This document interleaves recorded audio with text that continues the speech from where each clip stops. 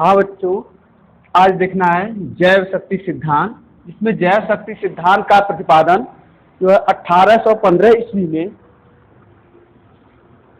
जैव शक्ति सिद्धांत का प्रतिपादन 1815 ईस्वी में किया था वर्जीलियस ने। मतलब वर्जीलियस ने 1815 ईस्वी में जैव शक्ति सिद्धांत का प्रतिपादन किए, जिसे वाइटल फोर्स थ्योरी कहा जाता है इंग्लिश में। और जैव शक्ति सिद्धांत जो था उसमें यह कहा गया कि जो जैव शक्ति होता है वह केवल जीवधारियों में पाया जाता है और यह जीवन के लिए एक अनिवार्य शक्ति है। ये कहे थे जैव वर्जीलियस ने 1815 ईस्वी में। तो जैव शक्ति सिद्धांत में ये कहा गया कि जो शक्ति है या जैव जीवों में जो शक्ति होती है केवल जीवों के अंदर ही रहेगा, मतलब बाहर उसका निर्माण नहीं किया जा सकता, या जैव शक्ति को प्रयोगशाला में हम निर्माण नहीं कर सकते हैं या प्रयोगशाला में उसका संश्लेषण नहीं किया जा सकता है। या साधारण भाषा में कह सकते हो कि कार्बनिक यौगिकों का जो संश्लेषण होता है वह केवल जीवधारियों में ही संभव है, वह किसी प्रयोगशाला में या बाहर जीवों के बाहर नहीं किया जा सकता, जैसे चाहे वह प्लांट हो चाहे एनिमल हो। मतलब कार्बनिक यौगिक केवल पौधों और जंतुओं में ही बनाए जा सकते हैं या बनते हैं, उनका संश्लेषण होता है, उनको बाहर संश्लेषित नहीं किया जा सकता है।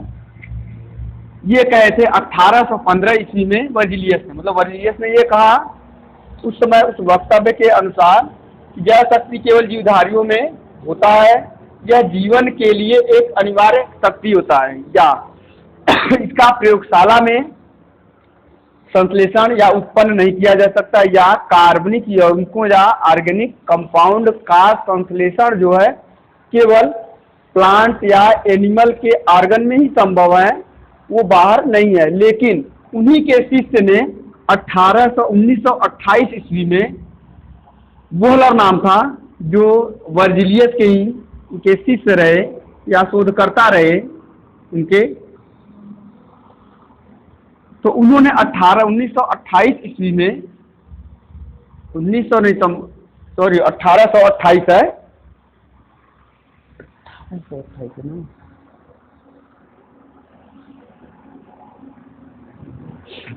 हाँ ये 1828 है। 1828 ईस्वी में अमोनिया साइनिक अम्ल से इन्होंने अमोनियम साइनेट का निर्माण किया और उसके द्वारा उसका पुनर्विन्यासित किया या रीअरेंजमेंट करने के बाद यूरिया का निर्माण किए। मतलब अकार्बनिक यौगिकों की सहायता से कार्बनिक यौगिक का निर्माण किए।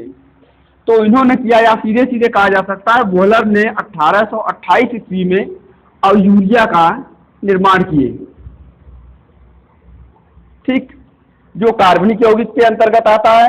और इसके बाद ये जो 1815 ईस्वी में वर्जीलियस ने जैव शक्ति सिद्धांत दिया कि कार्बनिक यौगिकों का निर्माण केवल कार्बन आर्गन में ही संभव है, चाहे प्लांट हो चाहे एनिमल हो, वह समाप्त हो जाता है। और वोहलर के पश्चात कोल्बे ने भी 1845 ईस्वी में कार्बन और हाइड्रोजन से संबंधित एक यौगिक का निर्माण किए, जिसका नाम एस्टिक एसिड दिए, या एस्टिक अम्ल का निर्माण इन्होंने कोल्बे ने 1845 ईस्वी में निर्माण किया। और इसमें क्या था, कार्बन और हाइड्रोजन के साथ अक्रिया कराने के बाद इन्होंने एस्टिक अम्ल का निर्माण किया। जो एस्टिक अम्ल जो था वह कार्बनिक यौगिक था। उसके बाद बर्थोले ने CH4 का निर्माण किए, जो मेथेन था, और मेथेन भी यह कार्बनिक यौगिक है, कार्बनिक यौगिक है, और ये भी कार्बनिक यौगिक। तो जैव शक्ति सिद्धांत का जो 1815 में उन्होंने दिया, उस समय तक यही था कि कार्बनिक यौगिक का निर्माण जो होता है वह केवल आर्गन में संभव है, चाहे प्लांट का हो चाहे एनिमल का हो। लेकिन जब उन्हीं के शिष्य वोहलर ने 1828 ईस्वी में यूरिया का निर्माण कर दिए, लैब में उसका संश्लेषण कर दिए, तो उसके बाद जैव शक्ति सिद्धांत जो होता है उसका अंत हो जाता है। यहीं पर जैव शक्ति सिद्धांत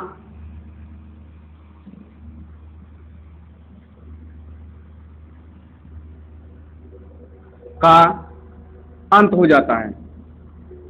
मतलब इतने के पहले 1828 ईस्वी के पहले तक यही माना गया कि कार्बनिक यौगिक का निर्माण किसी भी आर्गन या प्लांट एनिमल हो, चाहे प्लांट में चाहे एनिमल के बाहर नहीं किया जा सकता है।